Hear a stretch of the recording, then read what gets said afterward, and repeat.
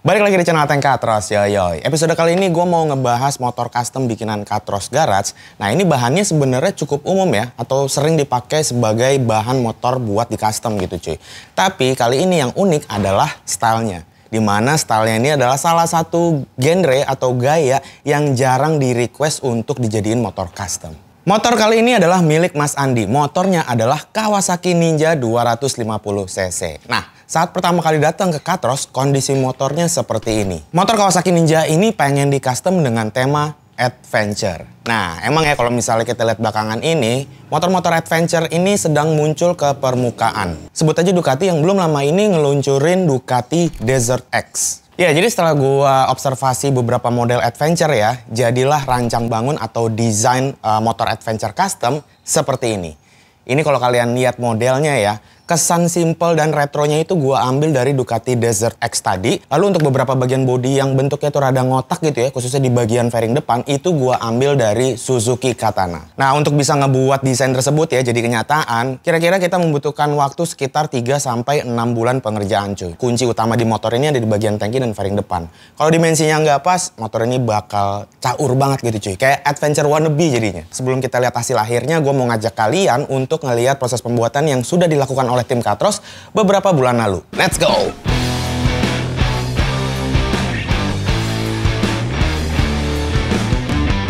Pengerjaan awal tentu aja kita mulai ngeset dari bagian kaki-kaki nih cuy ya. Untuk pilihan bannya, karena ini motor adventure, maka gue pilih ban tipe dual purpose. Untuk velgnya sendiri gue pakai kombinasi 17 di belakang dan di depan. Lalu untuk di bagian belakang, biar tampilannya makin keker dan ban ukuran yang besar itu juga bisa dipasang ya di bagian belakang. Bagian swing arm gue ganti dengan copotan dari motor Yamaha. Tampilannya lebih modern dan yang pasti kelihatan lebih padat gitu cuy.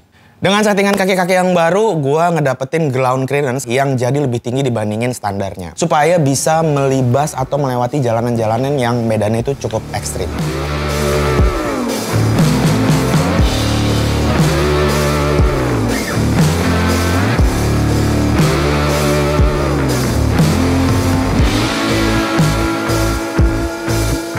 Yes, kaki-kakinya kelar, sekarang kita masuk ke bagian sasis.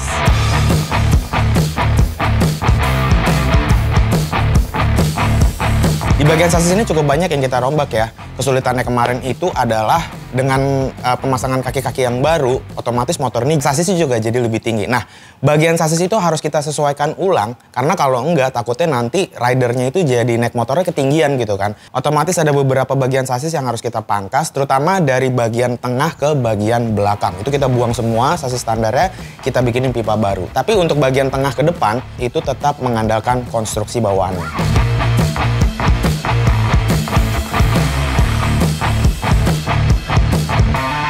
Sasis-sasisnya udah beres, sekarang kita bisa masuk ke step selanjutnya yaitu pembuatan body-body. Untuk pembuatan body-body ini kita kemarin mulai dari bagian body yang paling simple cuy, yaitu pembuatan electrical compartment.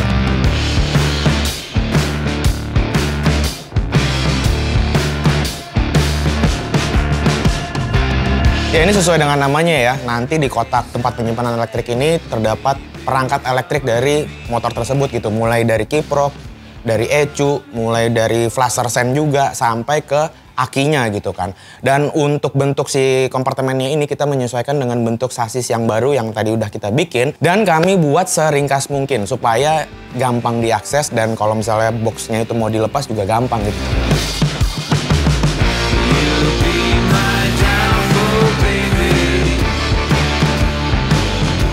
Selanjutnya kita masuk ke pembuatan, ini salah satu bagian di motor ini yang cukup penting, yaitu tangki motor.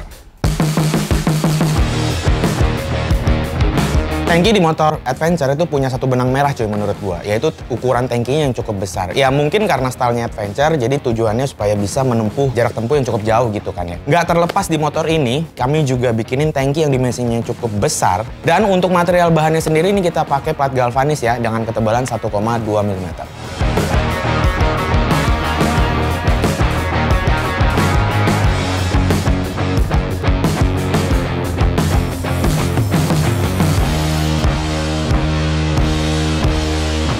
Tangkinya udah beres, pengerjaan tim Katros tuh bisa lanjut atau merembet ke bagian lain ya. Nah, kemarin itu kita juga bikinin bagian bodi samping, spakbor depan belakang, dan bagian jok.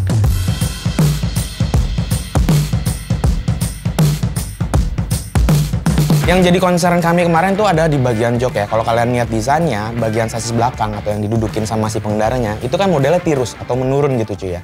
Nah itu kalau dipasangin busa, yang busanya juga menurun, itu sebenarnya kalau didudukin kurang nyaman gitu kan. Nah solusinya di bagian finishing nanti kita bakal setup busa yang flat gitu cuy. Supaya pengendaranya tetap ngerasa nyaman ketika naikin motor ini.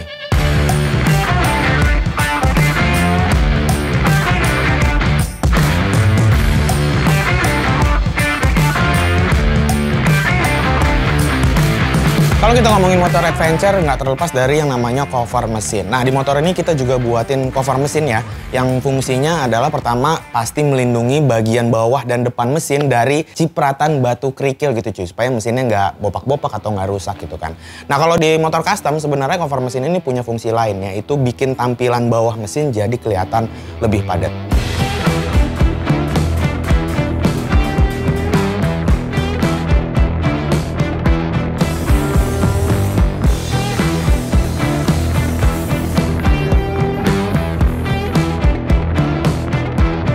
Oke, next. Berikut ini adalah bagian yang paling tricky cuy, yang kemarin kita buat, yaitu bagian fairing. Nah, untuk bagian fairing ini, sengaja ya kita buat menjadi dua bagian, yaitu bagian di samping, kiri dan kanan, dan di bagian depannya cuy. Nah, untuk step awal kita bikin dulu yang di bagian sampingnya.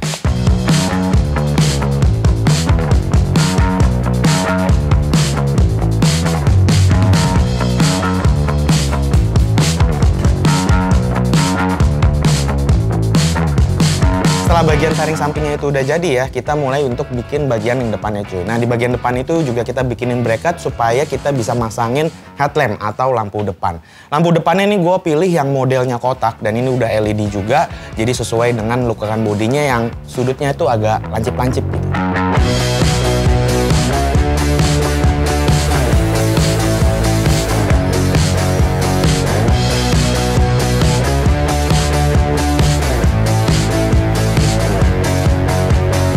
Di atas lampu itu sebenarnya ada visor ya. Nah, visor itu nanti kita akan bikin dari bahan mika gitu cuy. Cuman ini untuk awal-awal atau bisa dibilang saat proses molding itu kita bikin dulu pakai bahan plat. Jadi nanti ketika udah jadi, bahan plat itu kita duplikat tapi menggunakan bahan mika. Ya, kendala saat kita bikin fairing ini banyak banget cuy ya. Mulai dari dimensinya yang kebesaran, jadi kita harus bikin ulang lagi, kita kecilin. Sampai kesamaan kiri kanannya gitu cuy. Jadi nggak sama gitu kan, sebelah kanannya lebih maju, sebelah kirinya lebih mundur. Dan terpaksa juga harus kita bongkar lagi dan kita revisi. Jadi memang untuk proses pengerjaan fairing ini yang paling banyak memakan waktu.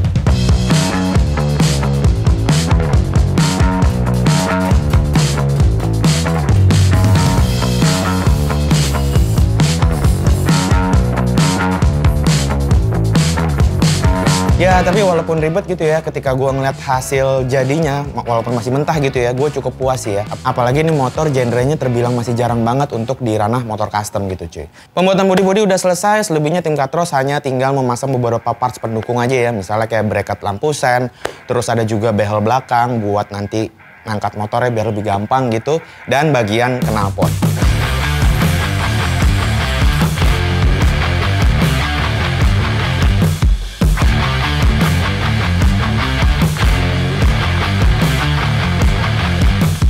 Nah, bodi-bodi yang udah beres, walaupun kondisinya masih mentah, yang tadi udah kalian lihat ya, itu semua dibuka lagi cuy. Nggak cuman bodinya, tapi sampai ke bagian sasis-sasis dan bagian mesin, roda-rodanya kita pretelin semua. Untuk selanjutnya kita cek.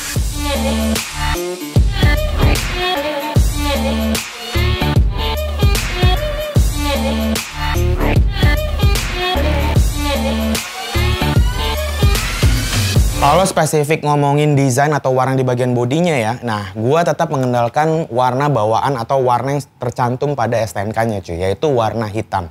Cuman di sini biar nggak kelihatan terlalu polos atau terlalu plain gitu ya, gua kombinasikan juga dengan sedikit warna merah dan tulisan-tulisan grafis warna putih gitu cuy. Lalu untuk finishingnya di sini gua nggak pilih yang glossy, tapi gua pakai finishing semi doff gitu cuy. Gue berharap pada akhirnya motor ini tetap berkesan maco kalau menggunakan finishing doff itu. Tetap kelihatan gahar gitu lah. Nah, setelah proses pengecatannya selesai, bodi-bodinya dirakit kembali, mesinnya dipasang, sasisnya dipasang, semuanya dipasang dan beres. Oke cuy, itu dia proses pembuatan Kawasaki Ninja ya, proses custom yang dilakukan oleh tim Katros beberapa bulan lalu. Dan ya udah, Gue rasa nggak usah lama-lama lagi, mendingan sekarang kita lihat hasil akhirnya. Seperti apa? Langsung aja. Ini dia, Kawasaki Ninja 250cc Adventure Style by Katros Garage.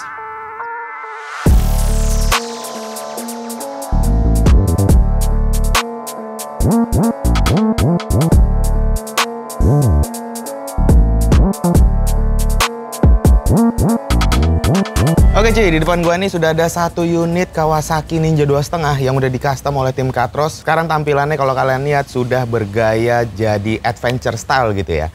Oke, langsung aja gue mau bahas lebih detail hasil akhirnya mulai dari bagian kaki-kaki. Let's go.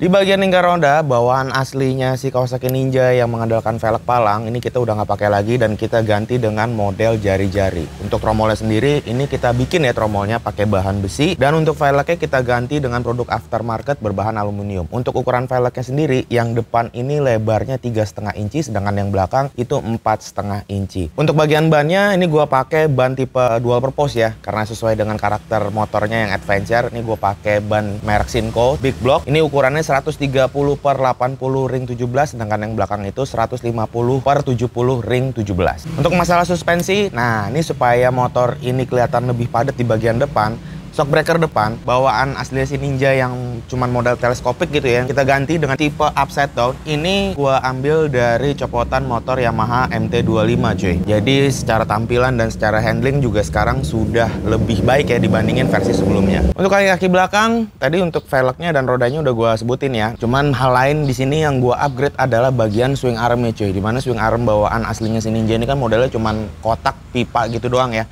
Nah ini gua ganti dari copotan Yamaha SXR 155. Cuman untuk swing arm SXR 155 ini nggak bisa langsung pasang aja cuy dengan ukuran ban sebesar ini. Otomatis untuk bagian swing armnya ini karena memang dari sananya itu udah tupis ya atau dua bagian, kita tambahin adaptor di bagian tengah supaya dia posisinya bisa lebih lebar.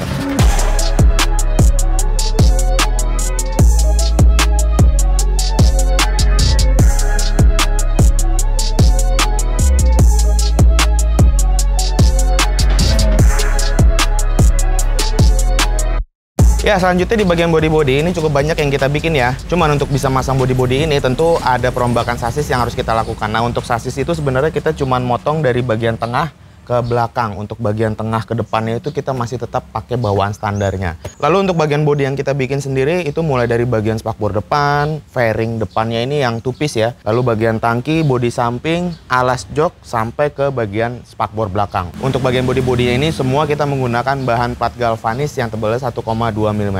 Khusus untuk bagian tangkinya sendiri, ini dimensinya memang terbilang cukup besar, dimana gue mengadaptasi dari motor-motor style adventure itu kebanyakan tangkinya gede-gede gitu ukurannya ya, karena ya mungkin untuk dipakai motor menjelajah dan lain-lain gitu. Untuk tangki yang kita bikin ini sekarang bisa menampung bahan bakar 10 liter bensin lebih. Ini gue nggak tahu tepatnya berapa ya, kita belum nyoba, tapi kemarin 10 liter aja masih ketelan nih sama tangkinya, jadi ngisi bensinnya jarang gitu cuy. Di bagian tangkinya sendiri kita tambahin aksen ya, di bagian samping ini ada emblem, kiri kanan inisial Katros. Di bagian tutup tangki juga kita tambahin emblem juga. Sedangkan untuk pemilihan warna ya, kalau kalian lihat mulai dari bagian depan sampai bagian belakang, bodi motor ini kita finishing dengan clear semi doff. Jadi nggak glossy gitu cuy. Jauh dari kesan bersih atau mengkilat. Karena memang gue pengen nonjolin kesan tough atau kuat di motor ini dengan mengaplikasi finishing semi doff. Lalu untuk perpaduan warnanya sendiri, di sini kita masih menyesuaikan dengan bawaan STNK, yaitu warna hitam dengan kombinasi sedikit warna merah dan ada lining atau garis-garis berwarna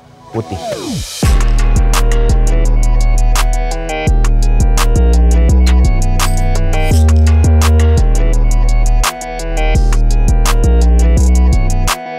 Satu hal yang gue suka di motor ini ya, yaitu bagian bodi sampingnya dan bagian depan ini cuy. Di bodi sampingnya ada aksen bulat-bulat gini ya. Ini sebenarnya kita kemarin improve, aslinya di desain itu nggak ada ya. Cuma kita tambahin aja, ada pakai stud-stud gitu, jadi kelihatan lebih oke sih menurut gua. Bodinya ini nyatu dari depan sampai ke belakang, dan ini ada dua tekstur ya. Yang bagian depan ini teksturnya kasar dan yang belakang teksturnya halus.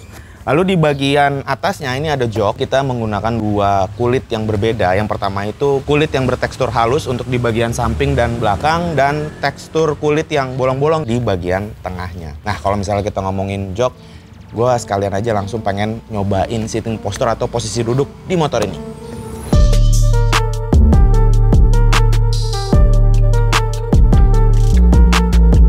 Oke, kita naikin ya. Ini dalam kondisi motornya masih di pedok. Tinggi badan gua 158 dan ya agak jinjit dikit, tapi gua rasa emang karakter motor adventure udah pasti jinjit gitu ya. Dan untuk joknya sendiri ini busnya memang agak tebal supaya pengendaranya tetap nyaman, dan ini masih ada space sedikit untuk boncengan. Full step boncengan juga masih ada, nggak single seat atau motor custom egois gitu cuy. Untuk bagian full step ini sebenarnya kita masih pakai bawaan standarnya juga. Posisi kakinya itu nggak berubah dari yang versi sebelumnya, hanya bagian stang aja sih ya, karena stang yang aslinya tuh agak nunduk ya. Sekarang kita ganti dengan stang yang lebih tinggi sehingga posisi berkendaranya dia lebih tegak gitu cuy. Ini sebenarnya nggak banyak yang kita ubah ya. Saklar-saklar kita masih pakai originalnya, master ram kita masih pakai originalnya, hanya bagian grip gas yang kita ganti. Ini gue menggunakan grip gas Katros seri RIP. Lalu untuk spionnya kita pakai produk aftermarket yang modelnya bulat gini aja ya, simple. Cuman yang paling berubah atau paling kelihatan berubah drastis tuh ada di bagian panel instrumennya cuy, dimana yang aslinya itu dia ada di dekat dengan segitiga atas gitu ya, posisinya nggak terlalu jauh. Ini jadi jauh karena memang sekarang sudah ada bagian fairing depannya.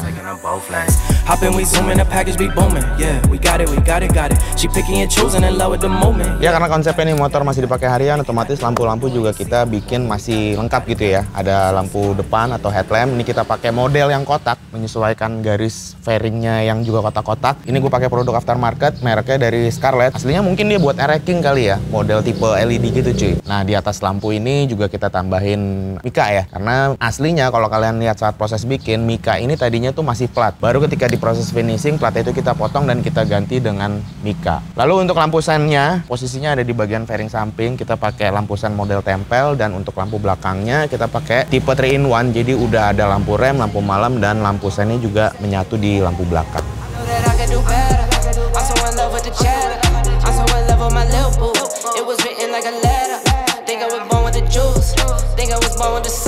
Terakhir di bagian knalpot. Nah, motor custom kalau masih pakai knalpot standar pasti kurang gitu cuy ya. Nah, untuk bagian knalpot di motor ini kita juga udah ganti. Untuk bagian lehernya kita pakai pipa stainless gitu ya, yang udah anti karat. Cuman untuk di leher bagian bawah mesin itu memang ketutup karena emang di situ kita pasangin cover mesin gitu cuy, untuk menambah kesan padat di bagian bawah motor sekaligus melindungi bagian bawah motor dari pantulan batu kerikil gitu ya. Untuk bagian selensernya sendiri ini kita pilih dimensinya nggak terlalu besar, bikin simple aja dan nggak terlalu panjang juga ya, supaya bagian swing arm yang udah kita ganti juga masih kelihatan atau terekspos gitu cuy. Oke, sekarang kita nyalain aja, kita dengar suaranya seperti apa. Let's go.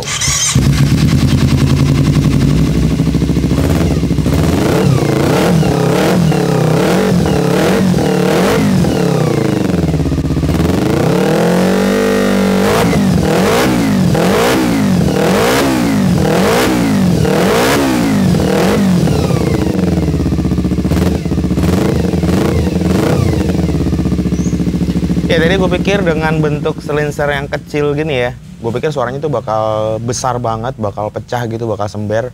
Tapi ternyata enggak, masih cukup halus. Walaupun suaranya ya pasti agak besar dibandingin knalpot standar ya. Terus saat kondisi idle atau kondisi langsam tanpa digas juga masih termasuk kategori sopan gitu cuy ya. Digas dikit-dikit, RPM rendah juga masih termasuk halus gitu. Oke, kurang lebih suaranya seperti itu. Sekarang gue jadi penasaran tentang performanya nih cuy. Apakah handlingnya berubah ketika motor sport dijadiin motor adventure kayak gini gitu ya. Langsung aja sekarang kita test ride motornya. Turn the roof to a floor on a Saturday. Up your doll and tonight you do what I say. I'm just a getaway, I'm just your getaway. I'll make you warm if it's chilly and I'll probably make you say things you wouldn't do normally. I'm like a 9-to-5 job that you work for me. I'm your getaway, cause you can get away.